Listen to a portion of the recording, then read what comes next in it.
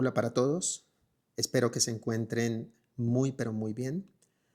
Por acá con una nueva entrega de estas cápsulas de reflexión. Se titula La información, el primer nivel del aprendizaje. Cuando hablamos de la enseñanza del yoga, solemos valorar la cantidad de conocimiento que posee un profesor. Admiramos a quien conoce muchas posturas, recuerda largas secuencias, cita con facilidad los textos clásicos o domina la anatomía del cuerpo humano. Todo eso es importante y forma parte de una formación seria. Sin embargo, pocas veces nos detenemos a preguntarnos si saber más significa necesariamente enseñar mejor. Esta reflexión nos conduce a una distinción fundamental. No todo lo que aprendemos tiene el mismo efecto sobre nosotros, ni todo lo que transmitimos produce una verdadera transformación en quienes nos escuchan. Existe una diferencia profunda entre acumular información, desarrollar conocimiento y alcanzar sabiduría. En este primer episodio, quiero detenerme en el punto de partida de ese recorrido, la información, porque aunque constituye el primer paso de todo aprendizaje, comprender su verdadero lugar puede cambiar por completo nuestra manera de practicar, de estudiar y de enseñar yoga. Vivimos en una época extraordinaria. Nunca antes había existido tanto acceso al conocimiento. Hoy cualquier persona puede aprender el nombre de cientos de asanas, estudiar anatomía, descargar secuencias completas, leer los Yoga Sutras, escuchar conferencias de maestros de todo el mundo o ver clases avanzadas con apenas unos pocos clics. La información está disponible en cantidades inmensas y llega hasta nosotros con una facilidad que habría resultado impensable hace apenas unas décadas. Este acceso representa una oportunidad enorme para quienes practicamos yoga. Sin embargo, también plantea un desafío que no siempre reconocemos. Tener más información no significa comprender más profundamente. Podemos conocer el nombre de todas las posturas del repertorio de Yoga Iyengar, recordar las acciones que corresponden a cada una de ellas y memorizar explicaciones anatómicas muy precisas. Incluso podemos repetir literalmente las palabras de nuestros maestros, pero ninguna de esas cosas garantiza que el yoga haya comenzado realmente a actuar sobre nuestra conciencia. La información tiene una característica muy particular. Puede almacenarse en la memoria sin modificar a la persona que la posee. Un estudiante puede responder correctamente un examen de anatomía y seguir moviéndose con la misma falta de sensibilidad. Puede explicar el significado de Stira y Sukha en los Yoga Sutras y, sin embargo, perder completamente la estabilidad y la serenidad cuando aparece una dificultad en su vida cotidiana. Puede hablar durante horas sobre alineación, pero practicar con prisa, ansiedad o exceso de ambición. En todos esos casos, el problema no es la información. El problema es creer que la información por sí sola constituye aprendizaje. En la enseñanza del yoga, este riesgo aparece con mucha frecuencia. Algunos profesores sienten la necesidad de llenar clases con explicaciones constantes, términos en sánscrito, referencias filosóficas o detalles anatómicos. Todo eso puede ser valioso, pero también puede convertirse en una acumulación de datos que el alumno escucha sin llegar a integrar. La mente recibe mucha información, pero la percepción permanece igual. Cuando esto ocurre, la enseñanza deja de ser un proceso de transformación y se convierte únicamente en una transmisión de contenidos.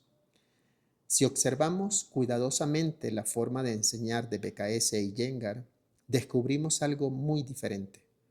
Guruji poseía un conocimiento inmenso, pero nunca enseñaba para demostrar cuánto sabía.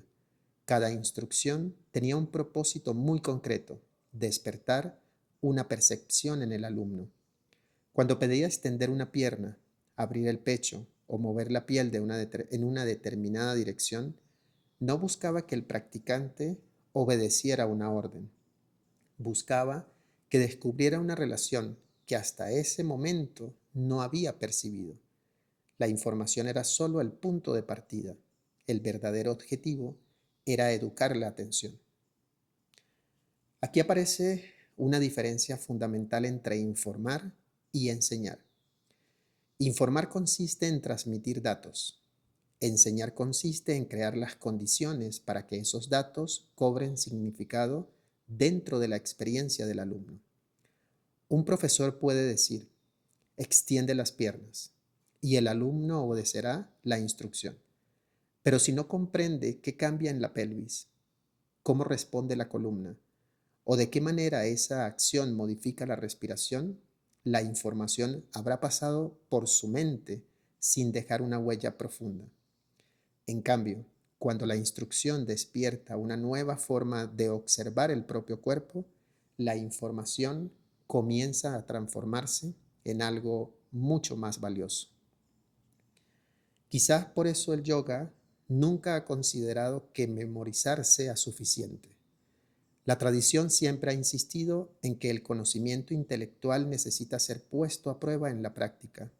La mente puede aprender conceptos, pero solo la experiencia permite verificar si esos conceptos describen realmente la realidad.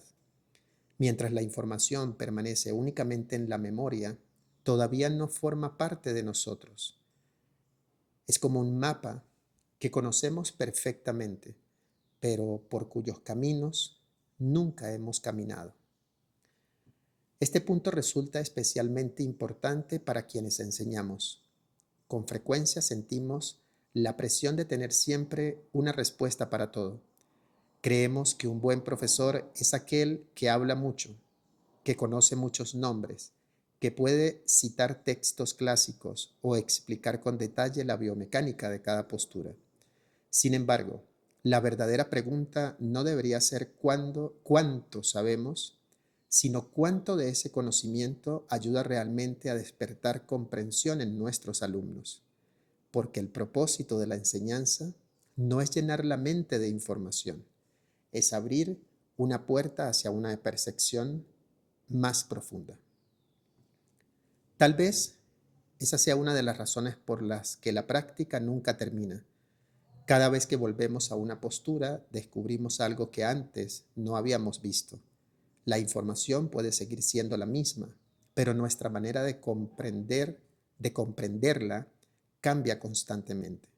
Lo que ayer era una simple instrucción, hoy se convierte en una experiencia nueva, y esa experiencia modifica nuestra forma de practicar, de observar y finalmente de enseñar. Por eso considero que la información debe entenderse con humildad.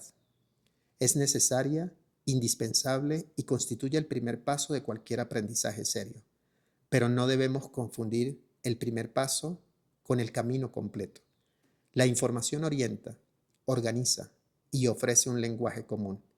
Sin ella sería imposible estudiar el método. Sin embargo, el yoga comienza realmente cuando esa información deja de ser un conjunto de datos y empieza a convertirse en una experiencia viva. En el próximo episodio reflexionaremos precisamente sobre ese segundo nivel del aprendizaje, el conocimiento. Veremos cómo la experiencia transforma la información y por qué, aún así, la experiencia por sí sola tampoco garantiza una enseñanza profunda. Porque entre saber algo y comprender existe una diferencia enorme y esa diferencia puede cambiar por completo nuestra manera de practicar y de enseñar yoga. Muchas gracias. Namaskar.